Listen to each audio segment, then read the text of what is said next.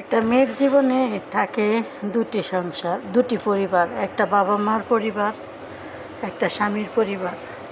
মানুষে বলে যে বোকারা ঠকে বেশি, এটা পুরোটাই উল্টা। কারণ চালাক যে হে ঠকে, কারণ হে তো ভাবে আমি চালাকি করে চলতে পারবো আর সবাইকে ভালোবাসে,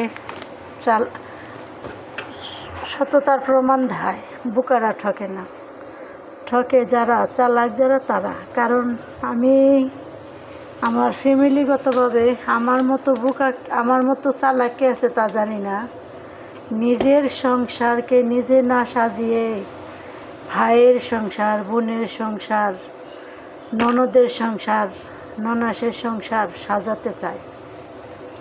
তার কারণ আমার লাইফে আমি দুটো ধোঁকা খেয়েছি, আমার বাবার ফ্যামিলিতে থেকে, আমার স্বামীর ফ্যামিলিতে থেকে। কারণ আমি ভাবছি হয়তো একদিন যদি আমার ভাই ভালো হয়, আমার যখন অবস্থা একটু আর্থিক অবস্থা মোটামুটি ভালো ছিল, খারাপও ছিল না, একেবারে ভালোও ছিল না, মোটামুটি ছিল।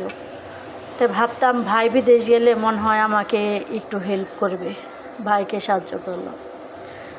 পরে ভাবলাম দুইটা ননদ, একটা ননদ একটা ননাস, তারা মনে হয় কষ্ট করে, তাদের যদি আমি কিছু হেল্প করি, তাদের যদি বাইরে পাঠাই, তাহলে মনে হয় আমার জীবনে কিছুটা হেল্প হবে। তাদেরও করলাম, তাদেরও বাইরে পাঠালাম, নিজের টাকা পয়সা সম্পন্ন খরচপাতি দিয়ে পাঠালাম। এখন সে মহিলা যাইতে টাকা লাগে না, তখন তো 60-70 হাজার টাকা লাগতো, আরও 20 বছর আগের ঘটনা। তো যাক, তাদেরকে পাঠালাম, পরবর্তীতে পাঠালাম বোনকে। তো এতটাই আমি চালাক ছিলাম যে তাদের একটু যদি ভালো করি, তারা হয়তো আমাকে একদিন ফেলে দিবে না, ভাঙা কাচের মতো ফেলে দিবে না, হয়তো আমাকে ধরে রাখবে। তবে এমনই ভাগ্য হয়েছে, তাদের হাতের একটি চকলেটও আমার ভাগ্যে কখনো জোটে নেই। আমার মতো চালাক কে আছেন দেখেন? মানুষে বলে বোকারা ঠকে, কখনো বোকারা ঠকে না। তারা বোকার একটা ভাব ধরে থাকে, মানুষের কাছ থেকে চালাকি করে কিছু হাতিয়ে নিতে।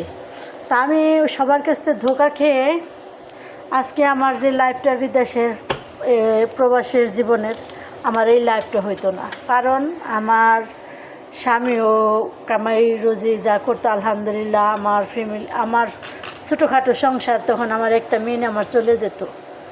তো পরবর্তীতে আমার আরেক মেয়ে আসে।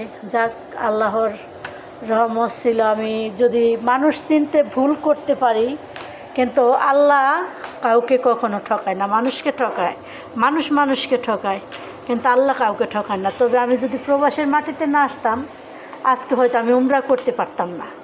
তো যাক, ভালোই হয়েছে। ওরা একদিকে যদি আমাকে ঠকিয়ে থাকে, আরেকদিকে আমার লাভ হচ্ছে। আমি মক্কা মদিনার মুখটা আল্লাহ আমার দেখার তৌফিক দান করছে, তাই আমার মনে কোনো কষ্ট বা নাই।